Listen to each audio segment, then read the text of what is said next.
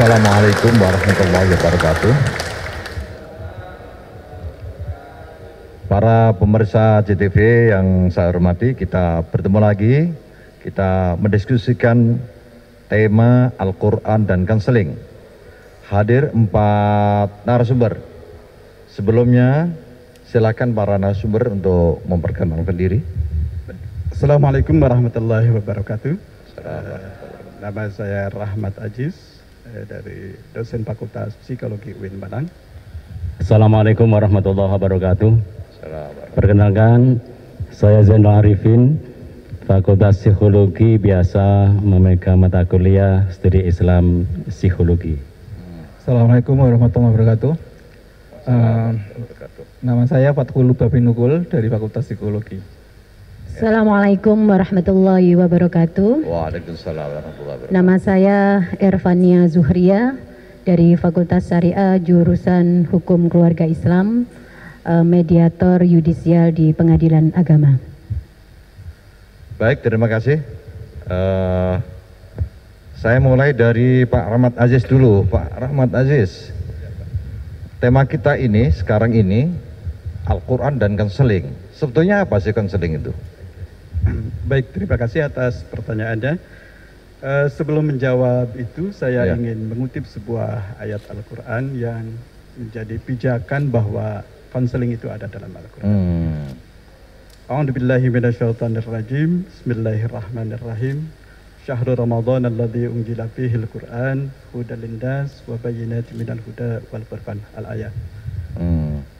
Al-Quran yang diturunkan pada bulan Ramadan ini salah satu fungsi utama adalah hudal linnas wa bayyinatin minal huda.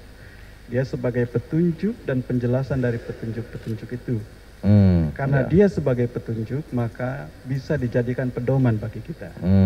Nah, bagaimana kita mempedomaninya adalah kita bisa melaksanakan dalam praktek pendidikan, termasuk dalam melaksanakan konseling. Pertanyaannya, apakah konseling itu? Ada dua istilah yang serupa tapi tak sama, tapi sangat berdekatan. Yang biasa digunakan dalam psikologi yaitu istilah bimbingan dan konseling. Bimbingan biasanya didefinisikan sebagai seseorang yang memerlukan bimbingan, tidak perlu ada masalah. Apapun kita datang ke sana untuk mendapatkan bimbingan, dan itu ada dalam Al-Quran. Nah, yang kedua, konseling ini difokuskan adalah bagaimana ketika kita menghadapi masalah, kemudian diberilah dia sebuah konseling. Nah, dalam konseling inilah kemudian Al-Quran memberikan beberapa cara, beberapa teknik yang bisa dijadikan pedoman bagi kita untuk melaksanakannya. Saya kira itu gambarannya bahwa ternyata dalam Al-Quran konseling itu merupakan salah satu cara bagaimana kita bisa mengaplikasikan. Apakah di dalam teori-teori konseling secara akademik ada cara-cara yang operasional agar bisa membantu orang yang menghadapi masalah? Salah satu aliran dalam konseling namanya dalam psikologi dikenal dengan sebuah teori bernama logoterapi. Apa itu? Logoterapi itu menyatakan bahwa kita ini dalam hidup ini sesungguhnya adalah mencari sebuah makna. Nah, pencarian akan makna itulah yang menjadi tujuan kita dalam hidup. Karena itu, bagi seorang muslim tentu saja tujuan makna kita adalah mencari ridho Allah. Nah, bagaimana kita sebagai seorang konselor nanti mengarahkan kehidupan seseorang untuk tetap berada di jalan Allah. Itu yang kemudian berkembanglah sebuah konseling yang disebut dengan konseling Islami. Baik, saya teruskan ke Pak Zainal. Tadi disebut bahwa memang ada di dalam Al-Quran terkait dengan konseling dan pentingnya konseling. Apa betul semacam itu? Baik, terima kasih Pak Rektor. Sebetulnya kalau kita bicara tentang Al-Quran, lebih baik kita kembangkan bukan hanya Al-Quran, tapi Islam. Walaupun dalam beberapa definisi konseling itu ada konseling Al-Quran, ada konseling Islam, bahkan sekarang ada konseling Islami, konseling spiritual dan lain sebagainya. Tapi dalam tradisi keilmuan kita lebih baik ke Islam, karena Al-Quran itu kan ditafsirkan, kan dengan berbagai macam corak yang disebut dengan launut tafsir, baik secara lughawi, fikhi, kalami, ilmi dan lain sebagainya itu. Tapi ada nggak misalnya diksi yang kemudian bisa ditafsirkan yang berkaitan dengan konseling di dalam Al-Quran itu? Kan begini, dari gaya bahasa tafsir Al-Quran memberikan informasi tentang substansi konseling yang ada di dalam Al-Quran. Tadi sudah salah satu saja ayat disampaikan oleh Pak Rahmat Aziz. Saya kembangkan, gaya bahasa Al-Quran itu kurang lebih 6 untuk memberikan informasi tentang konseling di dalam Islam atau Al-Quran. Baik Al-Quran, hadis maupun pemikiran Islam. Satu, gaya bahasa perintah, Al-Amru. Yang kedua, gaya bahasa larangan, An-Nahyu. Yang ketiga, dalam bahasa At-Tafkiru, pemikiran. Yang keempat, At-Tadabburu. Yang kelima adalah Al-Muqaranah. Yang keenam yaitu At-Tamsilu, tamsil. Nah, itu ya. Dari informasi 6 ini sebenarnya kaya bagaimana corak-corak konseling yang dipaparkan di dalam Al-Quran. Hanya Al-Quran ini kan jadi tulisan, tapi berdasarkan aspek kehidupan empirik orang-orang masa lalu seperti begitu. Jadi di dalam Al-Quran sendiri sebetulnya sudah ada praktek contoh teladan bagaimana misalnya Al-Quran menceritakan bahwa Islam itu memberi bimbingan dan konseling terhadap orang-orang yang dalam keadaan menghadapi masalah begitu. Mungkin bisa diceritakan misalnya? Ya, bisa. Ini ada sebuah yang sudah dipakai oleh para ulama kita, memberikan konseling kepada orang-orang yang punya problem dalam kehidupan. Ada sebuah cerita, ada seorang pedagang datang kepada seorang ulama bertanya, saya hari ini punya problem, Pak Yai. Problem saya, harta saya habis ludes, usaha saya jadi pailit. Apa yang harus saya lakukan? Ternyata konseling yang diberikan oleh seorang kiai itu ya istighfar saja. Datang lagi seorang konseli, pasien atau klien. Dia adalah seorang pemuda atau pemudi datang mengadu kepada seorang kiai. Saya kehilangan seorang pacar, sudah katut pada orang. Apa yang harus saya lakukan? Istighfar saja. Ada pihak ketiga, seorang petani datang kepada seorang kiai atau ulama juga bertanya, apa yang saya lakukan dengan tanaman saya sudah habis dimakan oleh binatang atau alam karena bencana. Lantas apa yang harus saya lakukan? Istighfar. Setelah 3 orang ini berjumpa dan pulang bersama, saling rasan-rasan. Loh, Anda profesinya berbeda-beda dengan kita ini, kenapa satu konseling atau terapi yang diberikan oleh seorang terapis atau konselor kok sama? Ternyata 3 orang ini kembali kepada seorang ulama sebagai konselor, bertanya, apa betul Pak Yai, kasus kami dalam kehidupan ini berbeda, tapi kenapa terapi yang diberikan sama? Apakah ini benar? Anda tidak percaya? Ini Al-Quran. Nah gitu kan. Ternyata setelah dibukakan suratnya disebutkan istaghfiru rabbakum innahu kana ghafara dan seterusnya. Para pemirsa CTV yang saya hormati, kita lanjutkan. Pak Dr. Lubab, tadi telah diuraikan oleh 2 narasumber sebelumnya bahwa di dalam Al-Quran banyak ayat-ayat yang terkait dengan konseling. Kalau begitu, sungguhnya Al-Quran itu mungkin ya justru keseluruhannya untuk konseling ya? Iya, benar sekali Pak Rektor bahwa di Al-Quran itu, di surat Al-Asr juga sebenarnya sudah menjadi panduan bahwa manusia itu dalam kerugian, kecuali salah satunya adalah mereka yang tidak merugi adalah mereka yang watawasau bil haq, watawasau bis sabr. Hak dan sabar itu 2 hal yang saya kira dalam, kalau Pak Dr. Rahmat Aziz tadi sudah mengatakan bahwa itu masalah, jadi bagaimana menghadapi masalah itu dengan 2 hal itu. Yang hak adalah memberikan sesuatu informasi yang benar. Kemudian sabar itu bisa bermakna tentang saling support. Nah, kalau misalnya dalam kaitannya dengan masalah yang dihadapi oleh masyarakat sekarang, sebenarnya 2 hal ini yang harus dikedepankan. Bagaimana memberikan informasi secara benar, utuh, sehingga tidak terjadi kesimpang siuran. Itu yang sangat penting sekali. Yang kedua adalah saling mendukung. Saling mendukung, kemudian saling merasakan, itu menjadi satu hal yang harus dilakukan, dan itu sudah untuk menjadi orang yang beruntung gitu. Ya, itu harus term yang dipakai Al-Quran itu tawasau, saling ya. Saling. Berarti sebetulnya di situ ada apa namanya? Interaksi ya. Dialogis ya. Iya, jadi bahwa manusia itu makhluk yang apa ya, harus saling mendukung karena begini, tidak ada contoh seorang konselor pun misalnya tidak ada yang kemudian sakti ya, dia juga butuh orang lain untuk watawasau bisober misalnya. Kemudian terkait dengan aplikasi sebelum ini bahwa dalam pelaksanaannya jadi ada 3 proses yang mungkin menjadi penting adalah konseling itu bisa dilakukan oleh profesional. Kemudian yang kedua adalah para profesional dan yang ketiga adalah non profesional. Kalau yang profesional itu konseling yang dilakukan oleh orang yang memang latar belakang pendidikannya konseling, bisa psikologi, ahwal sasiah atau mungkin bimbingan konseling dan lain-lain. Tadi yang harus dokter, harus ini tuh memang harus. Jadi contohnya seperti Pak Lupap ya, dosen di psikologi dan juga menjadi konselor ya. Ya, jadi itu formalnya. Ya, formalnya. Kemudian harus itu ada koridor etiknya.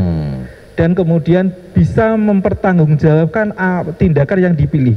Itu jadi karena tidak mungkin misalnya tindakan itu akan berefek pada orang lain. Misalnya nyun sewu misalnya.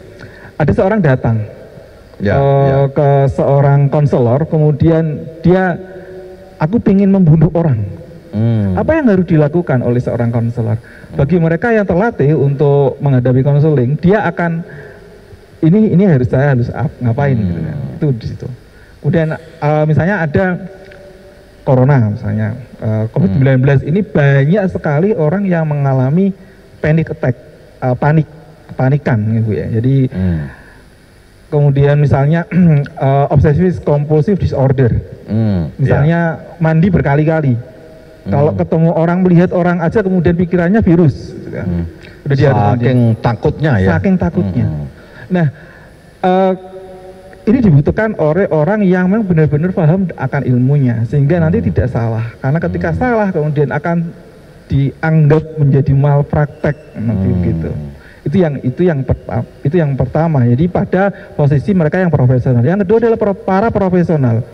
Para profesional itu adalah orang yang pernah belajar di jalur formal tapi tidak menjadi profesi. Misalnya tarbiyah, itu para profesional. Dan ini sebenarnya bisa menjadi lokal genius untuk pelaksanaan konseling itu. Jadi bahwa selanjutnya adalah ini non profesional, bahwa semua orang tadi ya watawasau bil haq watawasau bil sabr itu juga dilakukan oleh semua orang. Pijat, petan, cukur, cangkruk, ngopi, semuanya itu adalah proses konseling. Jadi ada 3 kelompok tadi ya. 3 kelompok itu. Baik, saya lanjutkan ke Bu Dr. Irva. Bu Dokter, Ibu kan menekuni dalam bidang hukum keluarga ya. Iya. Dan keluarga ini biasanya banyak masalah. Iya. Dan itu Al-Quran sudah menyebut tawasau bil haqqi wa tawasau bis sabr. Apakah konseling yang diajarkan oleh Al-Quran ini sangat tepat dan sangat relevan, bahkan sangat dibutuhkan dalam membangun keluarga, apalagi keluarga kontemporer seperti sekarang ini? Iya, ketika kita melihat era milenial saat ini, ya, dengan masyarakat yang sudah semakin kompleks permasalahannya, dengan konseling, dengan sabar, dengan tawakal, dengan memberi nasihat, itu menjadi suatu tonggak di dalam membangun keluarga. Karena dari praktek yang saya lakukan di pengadilan, ternyata problem yang dialami oleh masyarakat kita saat ini itu karena tidak adanya kesabaran di dalam menghadapi situasi apapun yang mereka hadapi, apalagi dengan kondisi saat ini gitu ya, dengan kondisi virus corona ini tentu sangat berdampak. Kemarin saya baru berbincang dengan Kaukus Perempuan, ternyata dampak dari virus ini itu tingkat KDRT meningkat. Karena mereka di rumah bersama yang biasanya ketemu malam terus tidur dengan suami dan anak-anak, terus dia harus stay at home selama 24 jam. Nah, ini juga akan menjadi masalah kami bersama ya, tentunya ketika mereka tidak dilandasi oleh kesabaran dan nasihat di dalam rumah tangga, tentunya menghadapi problem saat ini itu akan semakin berat dan sulit. Berarti sekarang ini di keluarga-keluarga yang terdampak oleh COVID-19 ini amat sangat perlu konseling ya. Dan itu Al-Quran telah menawarkan satu diantaranya dengan kesabaran. Iya, memang sabar itu mudah diucapkan, Prof, tetapi sulit untuk dilakukan. Nah ini tentunya biasanya kalau di keluarga ini yang tidak sabar ibu-ibu atau bapak-bapak? Ya, saya tidak mau bias ya, mungkin kedua-duanya gitu ya. Kadang memang problematikanya adalah masalah ekonomi gitu ya. Selama ini yang saya hadapi adalah kasus perceraian, itu rata-rata memang masalah ekonomi. Nah, dari ekonomi ini karena ketidaksabaran menerima rezeki dari Allah itu kurang sabar di dalam menerimanya. Tuntutannya terlalu berlebih, sedangkan penghasilan apalagi dengan kondisi PHK dan lain sebagainya sekarang dihadapi oleh masyarakat kita, salah satu atau keduanya kurang sabar menghadapi problem. Baik Bu Dokter, jadi sungguhnya Al-Quran telah memberikan satu jalan ya agar terutama di keluarga itu saling menasihati tentang kebenaran dan kesabaran. Apapun yang dihadapi harus dengan kesabaran.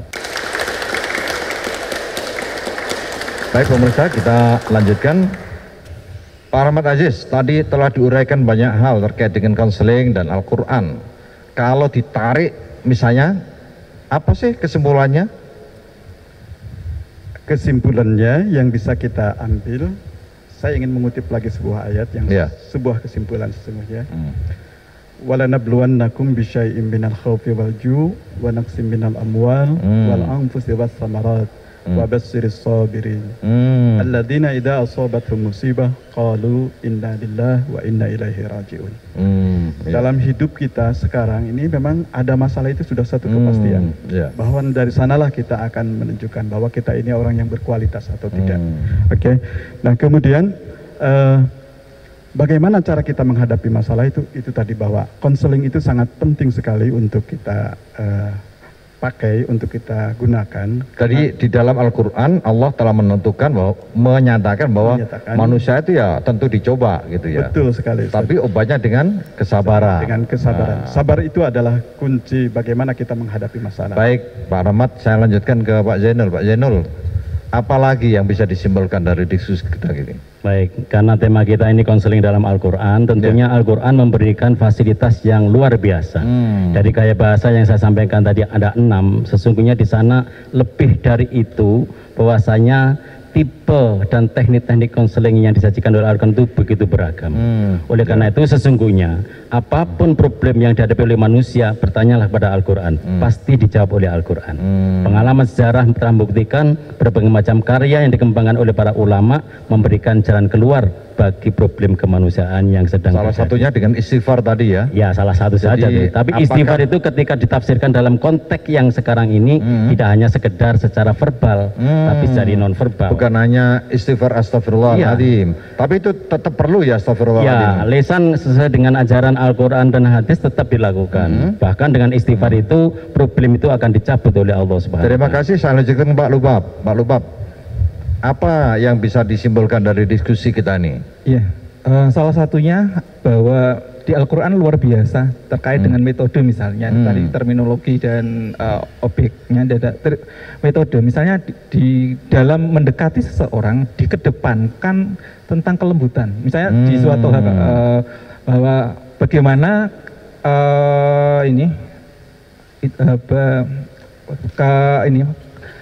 Musa dan Harun itu diminta untuk mendatangi Fir'aun dengan kolan layinan. Kemudian di situ siapa tahu dengan kelemah lembutan itu kemudian Fir'aun itu akan menjadi ingat dan akan menjadi. Jadi Al-Quran tidak setuju dengan cara dan gaya yang keras misalnya ya. Iya, jadi tapi dengan persuasif ya misalnya. Persuasif.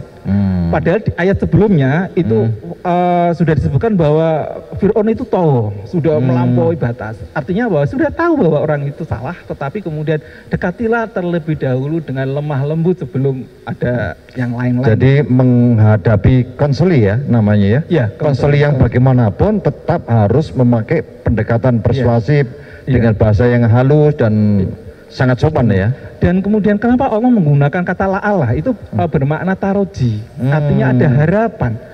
Ya kalau misalnya vetonya Tuhan kun fayakun gitu kan, kenapa harus menggunakan la'alah gitu kan? Itu yang jadi misalnya dalam teori ini dikalkulasi nggak mungkin orang ini bisa berubah menjadi baik, tapi tetap seorang konselor harus mendekati optimis dan optimis dan optimis dan lembut untuk mendatangi. Jadi konselor ini harus betul-betul apa ya, dirinya sendiri harus optimis dan berharap pada orang lain juga optimis sekali ya. Terima kasih Pak Lubab. Bu Irfa, tadi banyak disinggung masalah keluarga. Mungkin bisa disimpulkan sih, sementara apa yang paling penting konseling untuk keluarga ini? Ya, yang pertama adalah sabar. Memang kembali lagi memang sabar kuncinya. Terus bagaimana pola relasi di dalam membangun keluarga itu dengan relasi yang mubadalah, kesalingan, saling melengkapi, saling menerima kekurangan dan kelebihan di antara partner dan seluruh anggota keluarga kita. Apabila ada masalah, ya lakukanlah konseling. Ya, kalau di dalam sudah disebutkan hakaman min ahlihi wa hakaman min ahliha. Itulah orang yang terdekat yang bisa kita lakukan untuk bisa melaksanakan konseling. Seandainya dalam kondisi seperti saat ini kita lagi lockdown, tidak boleh kemana-mana, ya orang terdekat kita itu bisa kita jadikan sebagai konselor. Gitu. Jadi luar biasa Bapak Ibu pemirsa JTV, bahwa di dalam Al-Quran banyak ayat-ayat yang mengajarkan kepada kita bagaimana menghadapi masalah. Ada yang diajukan, yaitu kalau kita menghadapi masalah harus diselesaikan dengan sungguh-sungguh dan selalu optimis. Yang terakhir adalah kita harus sabar ya, sabar. Dan sebelumnya atau diikuti dengan cara mencari ampunan dari Allah SWT. Mungkin masalah-masalah yang kita hadapi itu karena kesalahan kita, tetapi semua ini bisa diselesaikan karena Allah Maha Rahmat ya. Maha Rahmat ini. Walatai asu mirrohillah, jangan engkau putus asa dari rahmat Allah SWT. Sebesar apapun pasti Allah akan memberi solusi. Sekian dan saya akhiri. Assalamualaikum warahmatullahi wabarakatuh.